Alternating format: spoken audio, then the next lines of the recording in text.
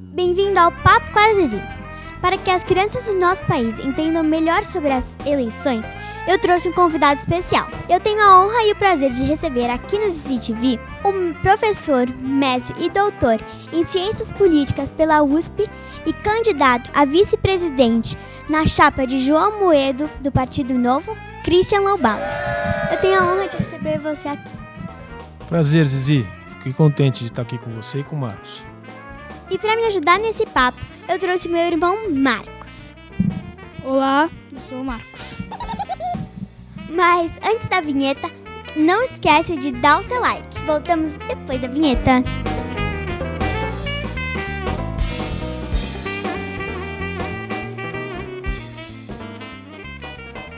Todo mundo só fala nas eleições, e parece que essa vai ser a mais complicada de todas.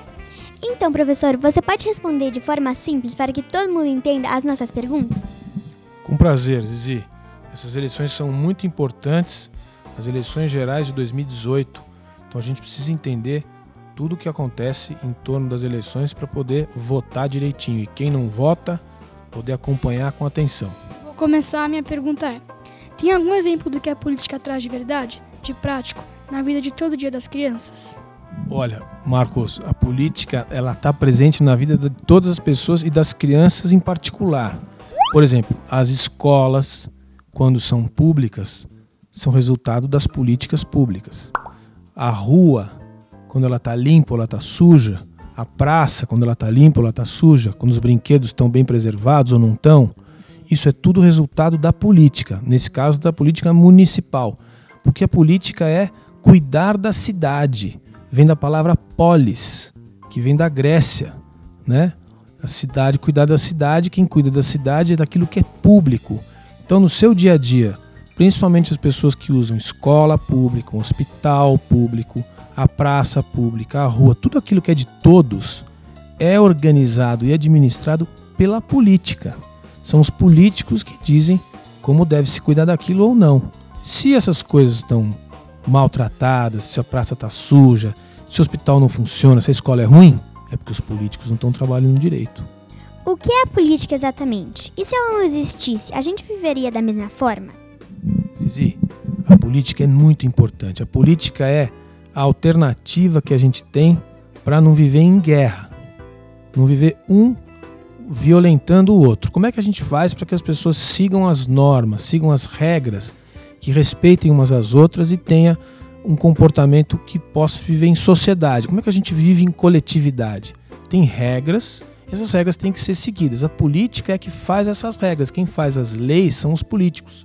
Diz o que a polícia deve fazer para manter as pessoas se comportando dentro das regras, são os políticos. Então, se não há política, há confusão. Há uma confusão, ninguém sabe quais são as regras, cada um faz o que quer, e aí você vive num ambiente de violência.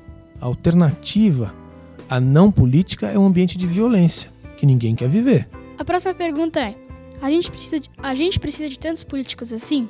Por quê? Cada país, Marcos, tem um jeito de organizar os seus políticos. O Brasil é um país muito grande e a gente tem muito político. Acho que tem mais do que a gente precisa. Mas tem político na cidade, que são os vereadores, o prefeito, né, os secretários. No estado, que é a província, é uma região maior. Também tem governador, tem deputados estaduais e tem os secretários. E tem no país, tem um presidente, tem o Congresso Nacional, que tem senadores e deputados. Todos esses senhores e senhoras são políticos. Agora, a pergunta é: precisa de tanta gente assim? Eu vou dizer para você a minha opinião. Eu acho que o número de políticos é muito grande. Podia ser um pouco menor, mas o trabalho e a qualidade do trabalho tinha que ser muito melhor. Como as crianças podem aprender sobre política? Onde ler e pesquisar? A primeira coisa eu acho que é aprender sobre política é você observar o seu dia a dia, quando tem um ambiente onde tem uma autoridade, tem alguém que tem o poder. Veja na sua família, os seus pais te dizem o que você pode e não pode fazer.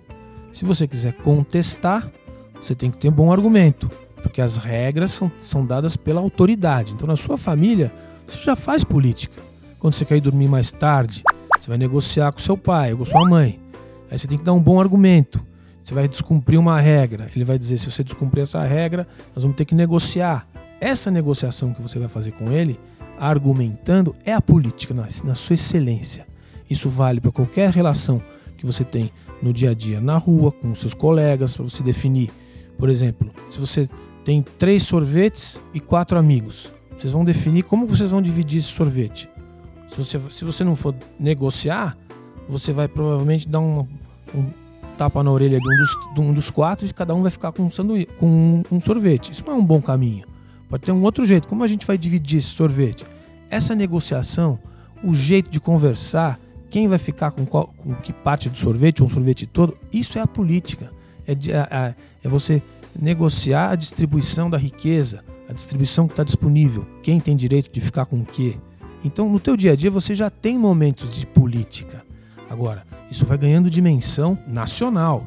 Quando o recurso, quando o dinheiro é público, quando você paga impostos para ter escola, saúde, uma rua arrumadinha, um porto, um aeroporto arrumados, e não tem, a discussão é muito mais complicada. Mas o princípio é o mesmo. É você chegar ao consenso. Você ser capaz de conversar para chegar a uma conclusão que todo mundo fique feliz. Zizi, sobre pesquisa, a melhor maneira, eu acho, nessa fase da vida, é você procurar sobre conceitos. Por exemplo, o que é política? O que é poder? O que é obediência? O que é influência? Democracia?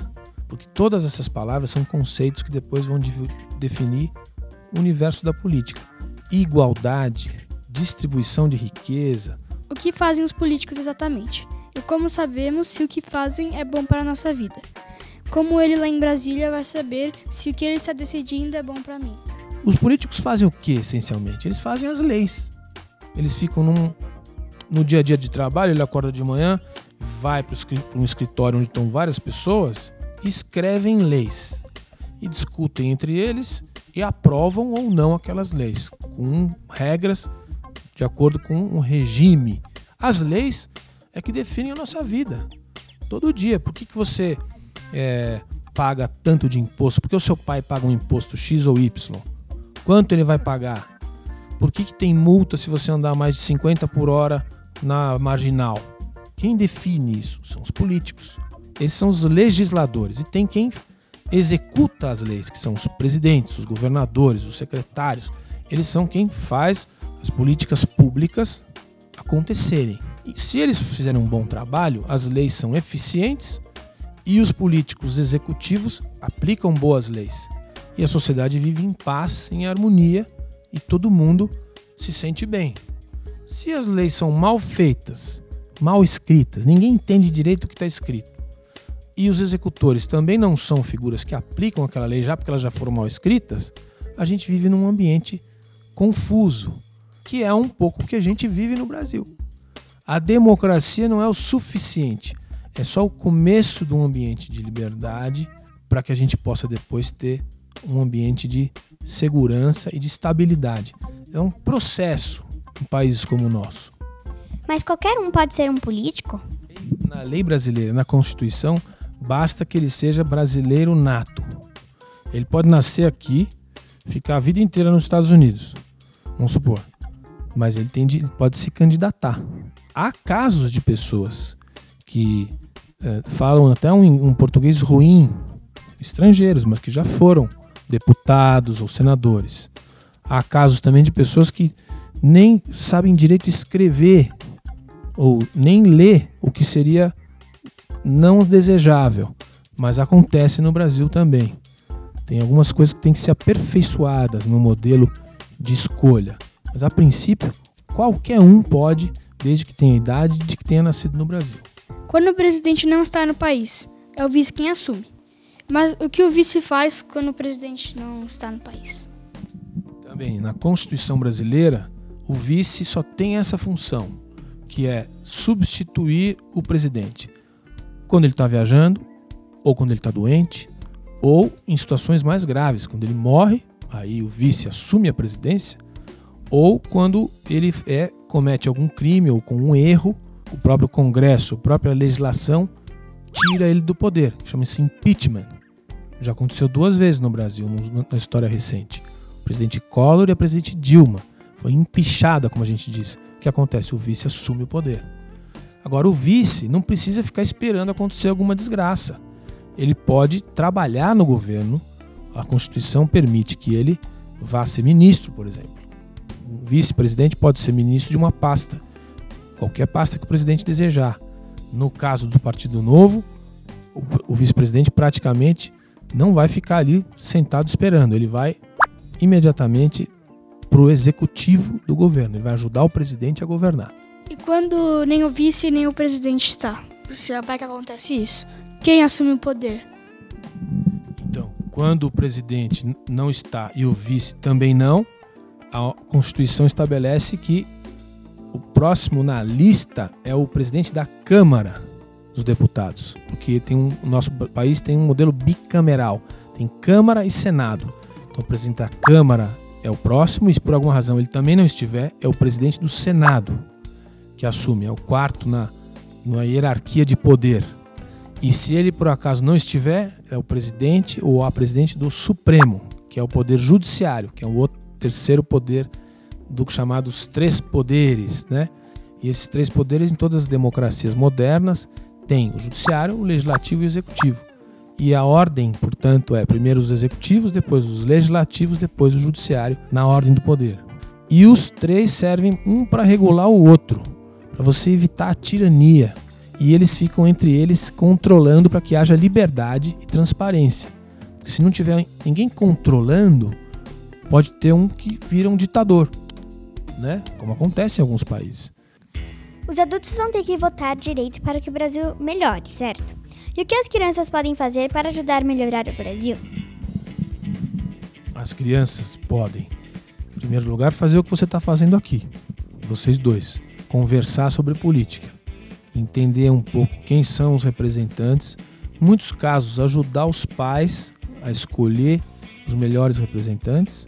Muitas vezes os pais não estão atentos, mas se vocês estiverem, e é o caso das gerações mais jovens, estão mais atentas e têm mais conhecimento e mais ideias sobre como o mundo pode ser, escolher os candidatos que falam as coisas que são mais interessantes para vocês. Outra coisa é entender um pouco como funcionam as regras. Não é muito simples entender como é o modelo eleitoral brasileiro, o sistema eleitoral, o sistema partidário, porque tem partidos diferentes. Os partidos são partes da sociedade. Pessoas que pensam de um jeito parecido ficam num partido, outras ficam em outro partido. E os partidos disputam os espaços e as pessoas para ocupar os espaços no poder. Então é importante vocês entenderem essa distribuição e isso você faz de acordo com as suas ideias. Se você acha que tem que investir mais na igualdade, colocar mais dinheiro em determinado projeto, ou isso você vai estudando aos poucos. Vocês têm, portanto, são muito importantes as crianças para estudar a matéria, ajudar os pais a decidir e pensarem naquilo que vocês querem para o mundo que vocês vão viver. Porque são os políticos que vão definir uma boa parte das regras em que vocês vão viver. Não acho que 4 anos seja muito tempo. Em 4 anos, dá de consertar tudo que tem de errado no Brasil? Porque outros adultos dizerem que tem muita coisa errada. Tem muita coisa errada? Infelizmente tem. Mas não é fácil construir um país, construir as instituições. Então 4 anos é pouco para fazer tudo que o Brasil, que é um país muito grande, tem 206 milhões de pessoas, umas vivendo bem, outras muitas vivendo mal, muita pobreza, você não consegue resolver em 4 anos, mas dá para fazer muita coisa. E a gente tem que escolher as melhores pessoas, prestar atenção em quem são os candidatos. E as melhores pessoas poderão fazer um melhor trabalho em 4 anos. Agora, o que o Brasil precisa fazer é trabalho de geração. É fazer uma boa eleição agora, uma boa eleição em 2022, uma boa eleição em 2026, onde vocês já vão estar adultos e aí sim você vai viver num país melhor. E esse partido pode ser reeleito para ficar mais 4 anos? Dá 8 anos? Pode sim, o partido pode ficar no poder quantos anos as pessoas quiserem. Pode ficar 4, 8, 12, 30. O importante é que o presidente só pode no Brasil ser eleito uma vez. Então se ele tiver 4 anos, ele pode ficar mais 4 anos. Daí ele tem que indicar outra pessoa do mesmo partido para concorrer às próximas eleições. Por exemplo, o presidente Lula ficou 2 vezes presidente, aí ele indicou a Dilma e elegeu. Portanto, o partido permaneceu o mesmo, mas a pessoa não pode ser a mesma. No Reino Unido, existem 2 tipos de regime: a democracia e a monarquia. Como é que a gente explica isso? Na verdade, é uma democracia, mas para você entender esses conceitos, tem que pensar assim: existe a forma e o sistema de governo. Quais são as formas de governo? Tem 2. A monarquia, tem um rei, uma rainha, e a república, que tem o que a gente chama de um civil, ou seja, não é um aristocrata, não é um rei, não é uma pessoa, entre aspas, de sangue azul. Na república você pode ter um presidente ou um primeiro-ministro. Quando é presidente é uma república presidencialista, que é o Brasil, por exemplo. Quando é um parlamentarismo é, por exemplo, a Inglaterra, que é uma monarquia parlamentarista. Tem um rei e um primeiro-ministro. Agora você pode ter um modelo que é uma república parlamentarista. A Alemanha, por exemplo, tem um presidente e um primeiro-ministro. Ou você pode ter, para ficar mais complicado ainda, um modelo semipresidencialista, que é a França. O fato é que você tem, geralmente, quando é uma monarquia, o rei ou a rainha não tem uma função executiva. Eles são os chefes de Estado, que a gente diz. Ele pode, em alguns casos, dissolver o parlamento. Ele tem essa função. Mas ele não pode dar vontade dele. Tem que ser uma vontade, um pedido do parlamento para o rei, e o rei ou a rainha dizem: está bem, vocês não estão satisfeitos, então eu vou pedir a dissolução do parlamento para uma nova eleição, quando é um parlamento.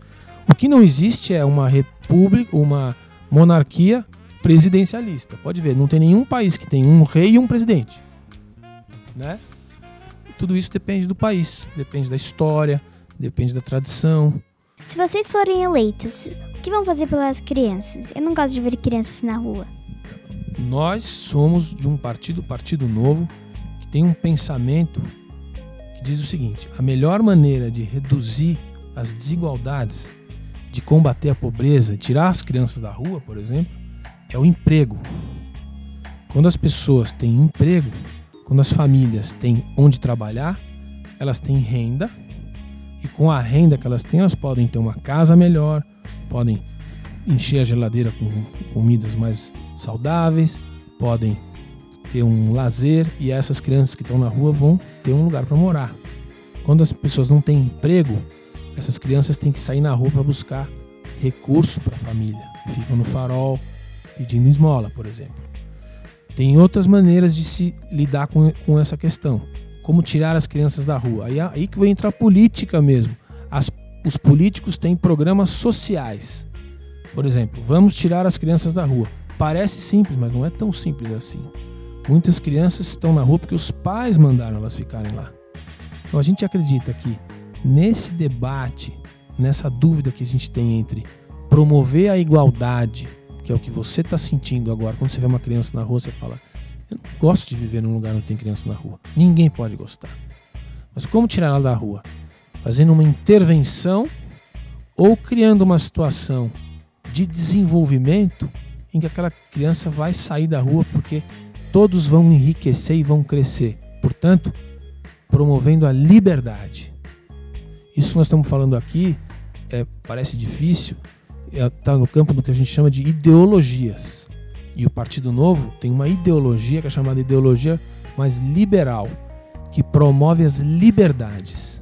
Porque a gente acredita que quanto mais liberdade, mais desenvolvimento existe, mais dinheiro as pessoas ganham, e quanto mais dinheiro elas ganham, melhor elas vivem. As crianças vão sair da rua naturalmente, vamos dizer assim.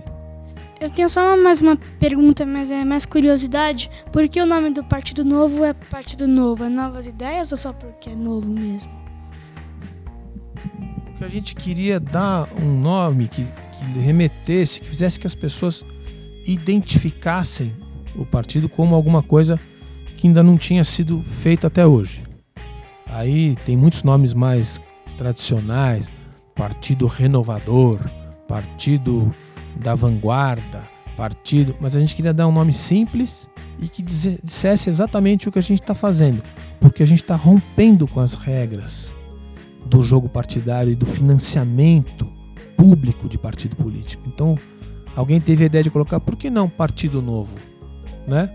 E a gente achou simpático, curto, rápido, as pessoas entendem rápido. O seu partido é de direita ou de esquerda? E o que significa isso?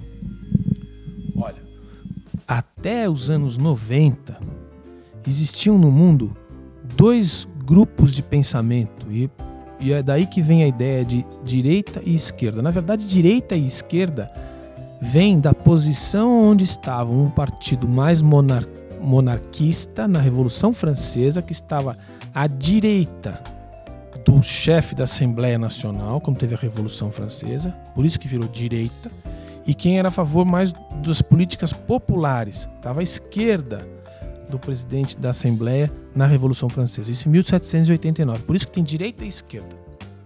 Isso se transformou durante a história numa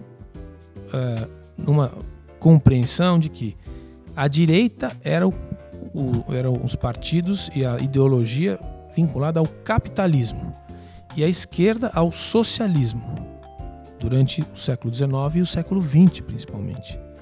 Quando chegou nos anos 90, acabou o socialismo e teve um processo que foi a derrocada da União Soviética, que era um grande país símbolo do socialismo.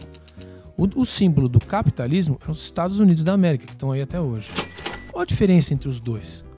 Basicamente, no capitalismo nos Estados Unidos, a propriedade é privada. Ou seja, a tua casa é sua, a fábrica tem um dono, a fazenda tem um dono, né? E o fruto daquela riqueza vai para quem é dono. No socialismo, na União Soviética, a esquerda, que a gente chama, todos os meios de produção pertenciam ao Estado. Ninguém é dono de nada. A propriedade privada não existe. Quando acabou essa dicotomia, né, essas diferenças entre capitalismo e socialismo, e chegando nos anos atuais, no mundo moderno, o que é ser direita e esquerda? Quanto mais o Estado, a presença do governo está na vida das pessoas ou das empresas, e aí é o que você levantou, o imposto. Quando você cobra muitos impostos, o Estado é muito poderoso, ele tem muito dinheiro. E aí ele que fala, vou construir os hospitais, vou construir as escolas, vou construir... Esses são governos de esquerda. É um desenvolvimento daquilo que era o socialismo comunista dos anos antes dos anos 90. Quando o Estado cobra menos impostos e deixa que a sociedade livremente tenha iniciativa privada, né? As pessoas que sim, são donas das coisas, façam as coisas, os hospitais têm um dono, a escola tem um dono, como a gente tem no Brasil, escola privada, hospital privado. Esse é um modelo capitalista. O nosso partido, ele está vinculado a esse pensamento mais capitalista. A gente acha que tem que ter menos impostos, que os governos têm que ser menores e as pessoas são capazes de cuidar da sua própria vida e as empresas também. Elas é que criam a riqueza. Mas esse é um debate que está sempre acontecendo. Por exemplo, o PT, o PSOL, o PDT, os partidos, a própria Marina com a Rede, são candidatos que têm uma visão que o Estado tem que ser maior. Ele tem que ser mais taxador. Porque o Estado é que vai construir os hospitais, vai construir as escolas, vai cuidar da vida das pessoas. A gente acha o contrário. A gente acha que o Estado não tem que cuidar de tudo. Ele tem que cuidar das escolas das crianças, de alguns hospitais e da segurança das pessoas. Mais nada. O resto é privado, ou seja, as pessoas, os indivíduos e as empresas é que vão tocar a vida da sociedade. A gente acha que esse modelo cria mais riqueza, as pessoas vivem melhor nesse modelo. Mas é uma discussão que está sempre acontecendo. Tem países, por exemplo, como a Alemanha, que tiram muitos impostos das pessoas, mas fazem hospitais e universidades e escolas muito boas. Então, funciona. No Brasil, a gente arrecada impostos das pessoas, bastante, mas não entrega nem escola, nem hospital. Então, alguma coisa está errada. Eu sei que o tempo do senhor é corrido, mas muito obrigado por reservar esse tempo para vir aqui na minha entrevista. E eu tenho um presente pra você. Ah, obrigado. Vou colocar. Aqui, ó. Junto do meu Partido Novo. Depois eu vou te dar um pra vocês dois. Obrigado, Zizi, pela entrevista. E Marcos, é muito importante a gente conversar sobre política. Tem muitos assuntos complicados e a gente não cabe no programa tanta quantidade de assuntos, né? Mas é importante a gente estudar. Tudo isso que a gente está falando é o poder e como que o poder tem influência na vida das pessoas. Como é que o poder define as políticas públicas, aquilo que é para todos, né? A gente não vive sozinho, a gente não vive uma pessoa sozinha no mundo, a gente vive em sociedade com as outras pessoas. Tem que ter quem organize a vida das pessoas. É isso que os políticos fazem, deveriam fazer pelo menos. Muito legal o seu programa. Depois a gente um dia volta para continuar as perguntas. Quem quiser, posso falar o meu endereço de internet, é Professor Christian. Procura lá nas redes que você acha todas as redes aí e a gente pode continuar conversando via Zizi, tá bom? Pessoal, compartilhe esse vídeo com todo mundo, porque daqui a pouco é a gente que tem que votar e saber tudo sobre política, não é mesmo? Um beijo fofo e até a semana que vem. Tchau!